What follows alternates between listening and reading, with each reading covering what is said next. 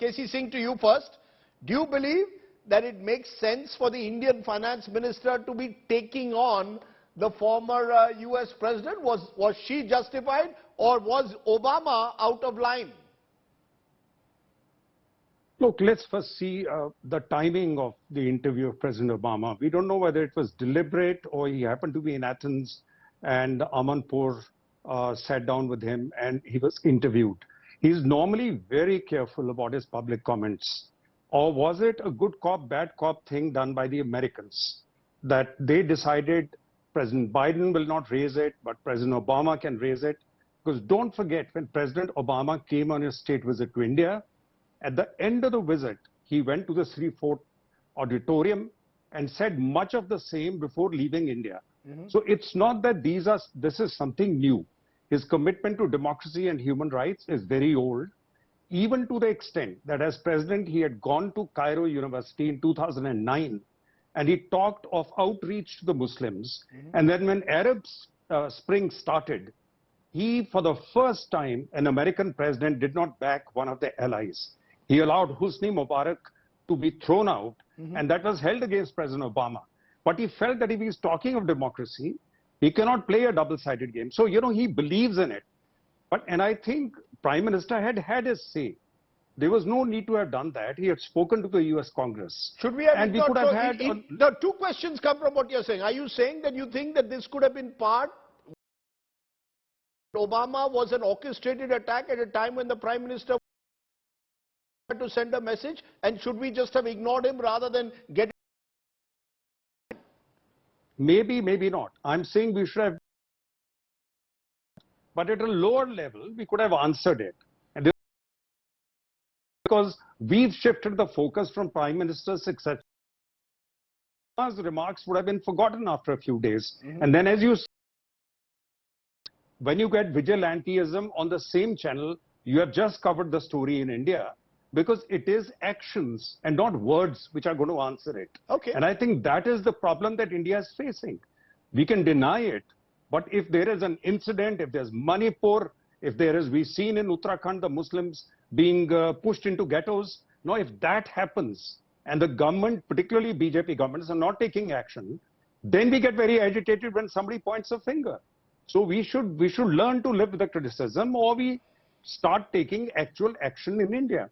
You know, Amitabh Mattu, how much of this is perceptual? This perception that Obama seems to have built upon, and he's not the first leader to suggest in some way minorities are unsafe in India. The government of India says, look, provide us data. Don't go by perception. But as KC Singh pointed out, I've just reported an incident of a terrible lynching to death that has taken place of someone allegedly carrying beef. Do we have to get our act together? Or respond as Nirmala Sitharaman did, saying, who is Barack Obama to lecture us? You're on mute. There are Rajiv, there are three parts to your question. Let me deconstruct it. One, the personality of President Obama, the issue concerned, and the consequences that this will have. First of all, Obama has been president of the United States for 6 years. And this was, in its timing and in its substance, quite an unpresidential statement to make when you have a prime minister being feted at the White House. I do not believe, much though I like to believe in some conspiracy theories, that Obama will become an instrument of democratic politics and will be the bad cop to reign in India's leadership. Obama is bigger than that.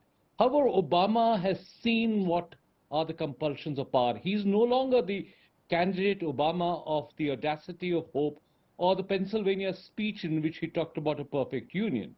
He's known that politics and being in power means compromising, and that's what Finance Minister Sitharaman pointed out too. I think he was generally seen as a party pooper. Why he said it, and what are the circumstances which made Krishnan Amanpur air this interview needs to be disinterred, perhaps by historians later on. The second, yes, of course, there are issues, domestic issues. You have a global audience. You cannot hide issues. There are concerns about every democracy, including the United States, and democracy in India, including the concerns that you've been raising. But What is the best way if you are actually wanting a change, wanting a shift? The question is a private conversation by influencers better than this public rhetoric? What has this done? What you normally happens in India, it's a rally around the flag, a backlash. Did Obama really want this, or did he want to make a difference if he really was concerned about minority rights in India?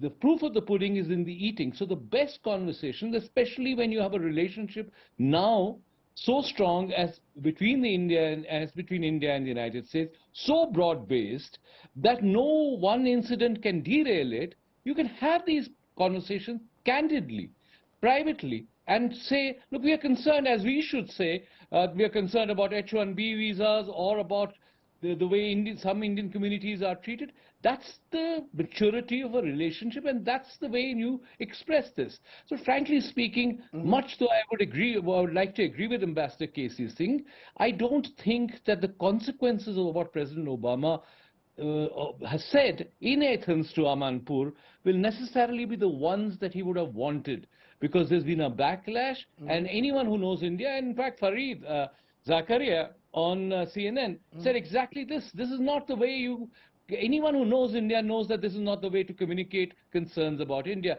This brings out the worst in India. You don't try and bully India into accepting either a position or rhetoric like this.